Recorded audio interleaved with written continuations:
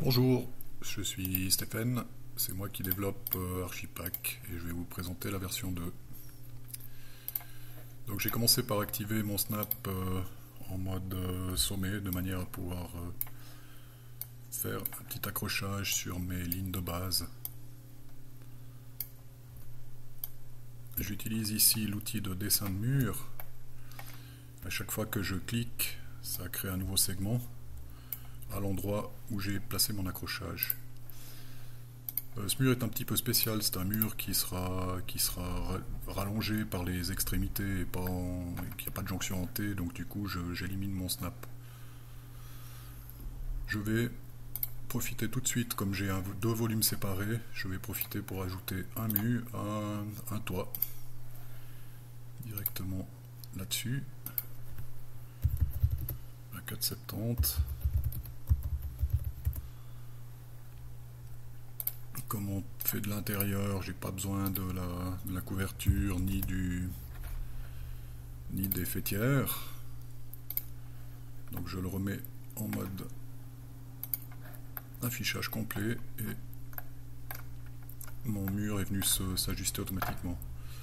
Je peux cacher aussi le point de référence qui va m'embêter lors du snap. Je fais attention à toujours avoir un objet appartenant à l'étage sélectionné avant de créer le suivant. De cette façon, l'outil sait qu'il doit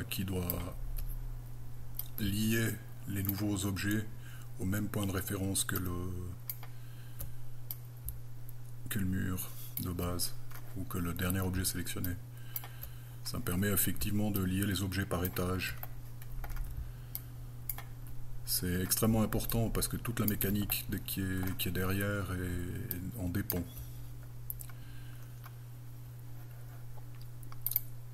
Voilà, j'ai créé mes murs, je désactive les accrochages. Ici on voit qu'il a déjà fait un petit coup d'accrochage entre deux, donc je viens le refaire snapper proprement.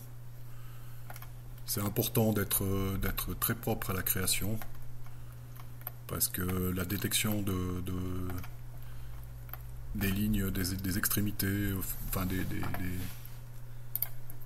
parties pour créer des sols et ce genre de choses nécessite une bonne précision au départ. Sinon il est incapable de fermer quelque chose correctement. Ici j'ai créé des segmentations parce que j'ai une salle de bain au milieu. Donc j'ai besoin de segments pour pouvoir placer le carrelage dans ma salle de bain.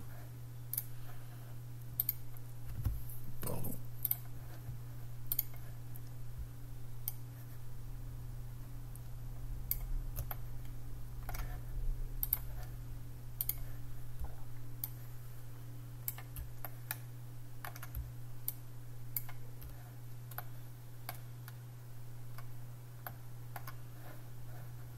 Un clic de bouton droit pour sortir de l'outil et pour recommencer un nouveau mur.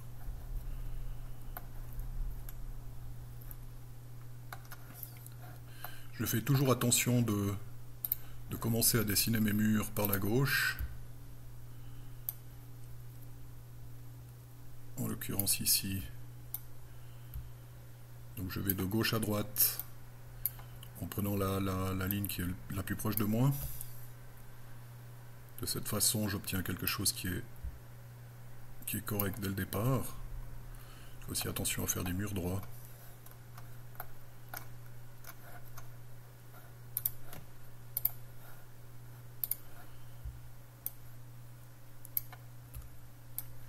Voilà, cette pièce est aussi en carrelage. Donc, je crée les segments dont j'ai besoin.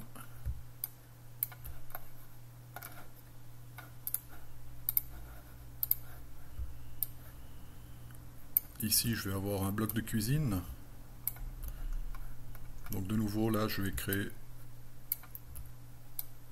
deux petits segments parce que j'ai un carrelage contre le bord de ma cuisine.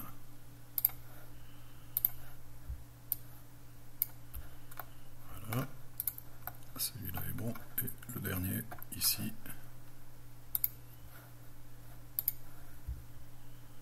toujours en faisant attention d'avoir effectivement le dernier mur qui reste sélectionné. Ça devrait être assez naturel. Celui-ci, comme il est joint uniquement sur l'extrémité du mur principal, je désactive son accrochage automatique. À ce point-là, je peux juste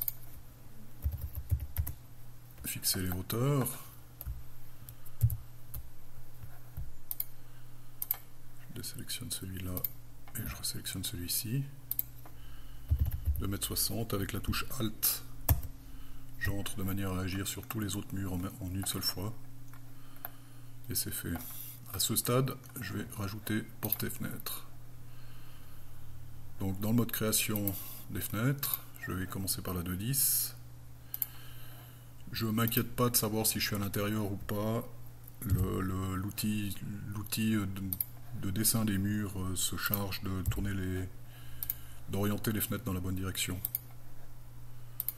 Donc pour le moment je les place en gros. On peut les placer finement après. Voilà.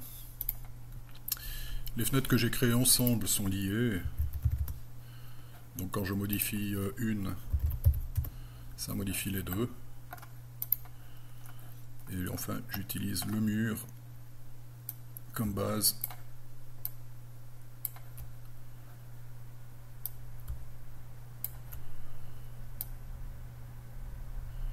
pour les manipuler latéralement.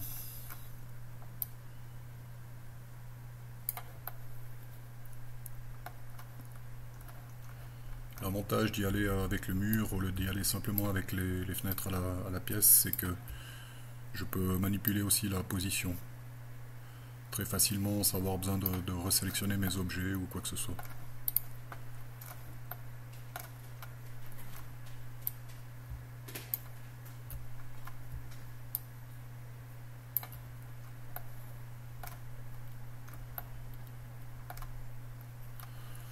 Voilà. Je peux placer mes portes.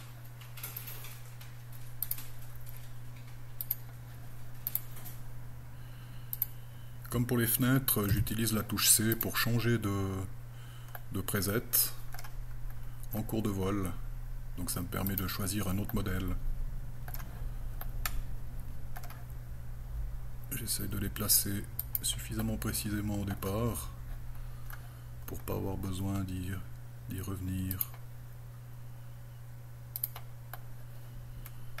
Voilà, je me place toujours du côté extérieur, hein, de manière à ce que elle s'oriente à peu près correctement. La majorité de mes portes s'ouvrent à gauche, sauf les deux qui sont ici. Donc j'oriente la majorité et ensuite je délie celle que je dois tourner dans l'autre sens. Je vais en profiter pour sélectionner mes portes, pour les ouvrir. Donc en fait j'ai désélectionné la porte d'entrée pour éviter qu'elle s'ouvre. Et je vais l'ouvrir à 92 degrés. Ça devrait le faire. Voilà. Une fois que ça c'est fait, on va s'attaquer. Donc déjà je peux effectivement les cacher. Et puis je vais m'attaquer à l'aspect, donc les carrelages et ce genre de choses sur mes murs. Donc pour ça, j'ai un mur, un bout de mur échantillon qui contient les aspects, les finitions, donc les carrelages et ce genre de choses, que je copie et je viens sélectionner l'ensemble des murs sur lesquels je veux appliquer ma finition, donc ma finition carrelage. J'en profite pour leur assigner un matériau ou un set de matériaux qui contient le carrelage, donc qui correspondent un petit peu à ce dont j'ai besoin. Et au niveau des finitions, je viens placer mes finitions sur les murs. Donc voilà qui est fait. Ensuite, je vais définir où je veux. Donc je peux placer globalement sur l'ensemble du mur, ce qui n'est pas le cas pour celui-ci. Je vois que sur le segment 2, je vais placer la finition à l'intérieur. Sur ce mur ici, c'est un petit peu la même chose. On voit que sur le segment 1, je mets le carrelage à l'intérieur. Ce mur-là, j'en aurais pas besoin. C'est déjà bon. Sur celui-ci, la finition, je peux le mettre partout. Sur le segment 1, je l'aurai sauf erreur à l'extérieur. Voilà. Sur le segment 2, je l'ai partout. Et sur le segment 3, je l'ai qu'à l'intérieur, donc de ce côté du mur. Ici, le carrelage est déjà correct. Sur ce mur-ci, celui-ci, j'y reviendrai après parce que je vais placer aussi le carrelage pour la cuisine. Ici, j'ai simplement, donc j'en ai aucun, sauf le segment 2, sur lequel je place le carrelage à l'intérieur. Voilà. Comme j'ai dit, je vais coller ici la finition pour la cuisine. Donc on voit que l'extérieur, et l'extérieur c'est là où j'ai les lignes de base. Donc a priori je désactive ça à l'intérieur du finish, à l'extérieur le carrelage pour la cuisine et le carrelage pour la cuisine sur le segment 2 et rien plus loin.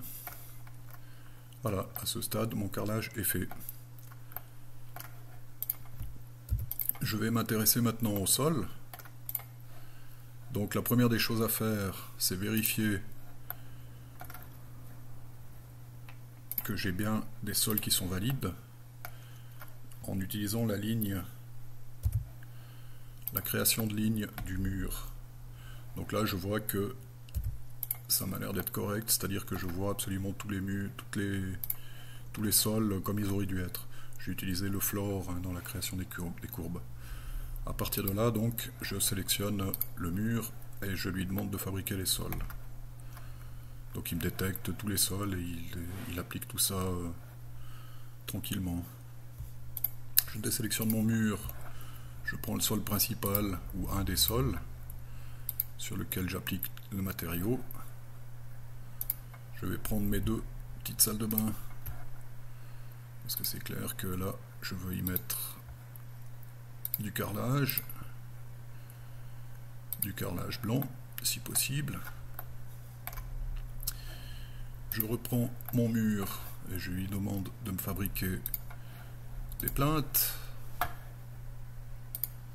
Donc à ce stade je peux cacher mes murs, cacher mes sols. Je vais aussi pouvoir cacher mes murs de manière à pouvoir sélectionner facilement les plinthes qui sont dans les salles de bain pour pouvoir les éliminer. On voit ici, j'ai certainement un problème de snap quelque part.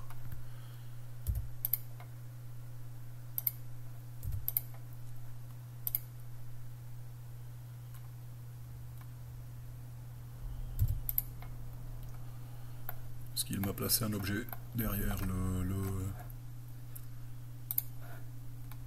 derrière le mur. Donc s'il y a fort à parier que le mur n'est pas snappé parfaitement.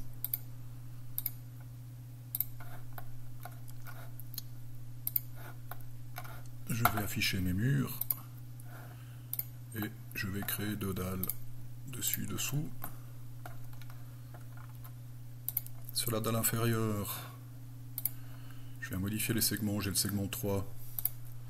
Je lui ajoute un petit bout, un petit segment. Je sélectionne deux manipulateurs et sur l'axe des Y, je vais ajouter 2 mètres. Donc je rentre simplement 2 au clavier. Et ici, je manipule avec un snap à l'aise. Je prends ma dalle supérieure. Je vais lui enlever tout plein de segments pour pas qu'elle me coupe la partie ouverte. Voilà. Je vais me placer dessus pour snapper ici facilement. La même chose de ce côté-là. Je viens snapper là-dessus.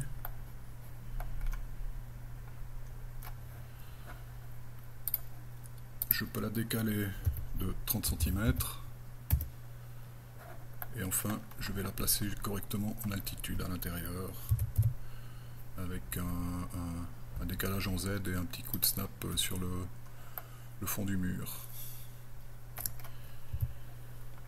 À ce stade, je vais créer un nouveau mur, mais cette fois-ci en gardant la dalle sélectionnée. C'est le mur qui va effectivement fermer cette partie supérieure. Voilà.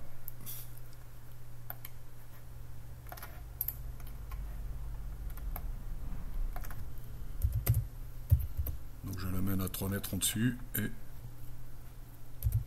rebelote, je viens snapper là-dessus. On voit qu'il est pas snappé de manière idéale de ce côté-là, mais voilà qui est corrigé. Je peux naturellement aussi snapper son altitude. Il est orienté du bon côté. On pourrait confirmer ça assez facilement en enlevant la transparence. Je vais juste ajuster son matériau. Le matériau sur la partie inférieure. Je vais lui mettre une peinture mate blanche qui correspond à ce que j'ai au niveau de la dalle et au niveau des chapes. Pardon, au niveau des plafonds. Je vais maintenant resélectionner un mur et je vais créer mon bloc de cuisine. Un petit bloc Euronorme. Donc je le mets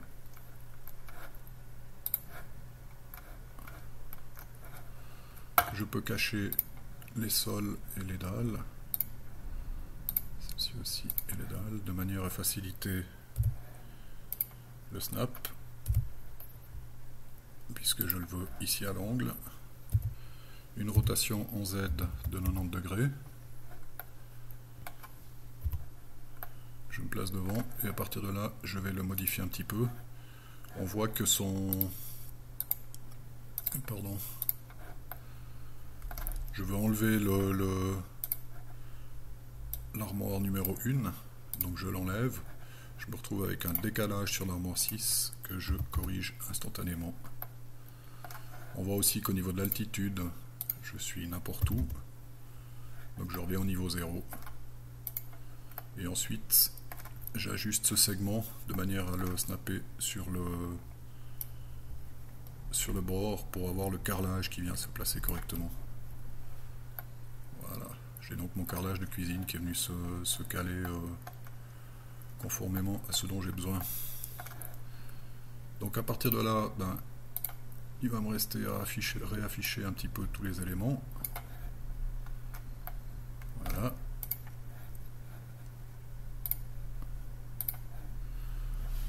Je prends cette fenêtre, c'est une fenêtre à deux vantaux. Je sélectionne l'ensemble des ouvertures de manière à agir sur toutes les ouvertures en une fois. Avec Alt pressé, je crée un portail. Et en fait, ça me crée un portail sur toutes les fenêtres existantes. Il me reste à ajouter un petit soleil.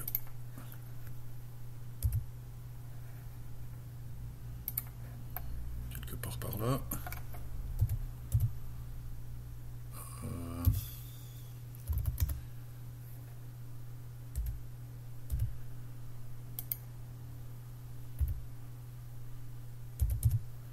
Je viens la positionner. Et l'orienter. Vas-y, voilà. J'utilise un aria à cet endroit parce que un véritable soleil pose des problèmes sur Eevee. Encore une dernière chose que j'ai oublié de faire, c'est donner à mon toit 2 mètres de plus, de manière à ce qu'il couvre la terrasse. Et avec le manipulateur activé, je redonne les 2 mètres simplement au clavier. Donc je sélectionne mon manipulateur et je lui dis 2 mètres. Pouf. Je resélectionne le mur et je lui demande de me créer une irradiance map, qu'on va d'ailleurs voir ici. Je vais ajuster un petit peu. Alors c'est clair, l'irradiance map, hein, il le place très très grossièrement, mais c'est une bonne base pour démarrer, mais il y aura de toute façon toujours à tweaker un petit peu.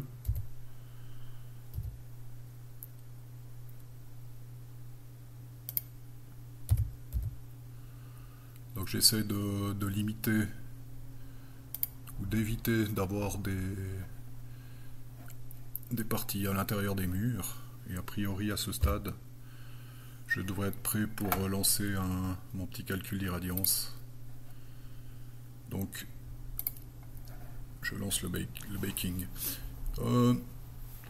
Je reste en mode wireframe parce que c'est beaucoup plus rapide, tout simplement.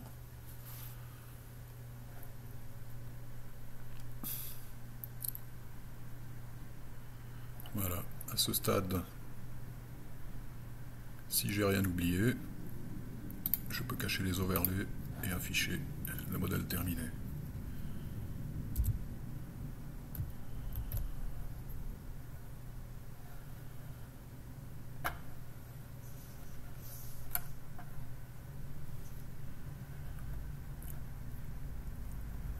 Donc voilà notre cuisine, la petite partie porte d'entrée. C'est clair que j'ai du leaking sur cette partie-là, on voit bien la lumière qui rentre en trop. Mais globalement, pour une première approximation, je pense qu'on n'est pas si mauvais.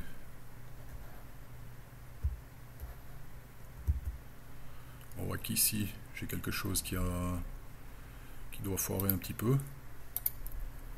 Donc je sélectionne ma porte, je réaffiche les overlays, je peux même y aller avec le mur, et puis je vais déplacer légèrement ma porte. Voilà. C'est probablement une intersection, une mauvaise intersection avec le carrelage. Donc c'est le booléen qui a tendance à être un petit peu faible actuellement dans Blender. Et du coup il a de la peine, si je suis par exemple entre deux joints ou quelque chose comme ça, il a de la peine à éliminer.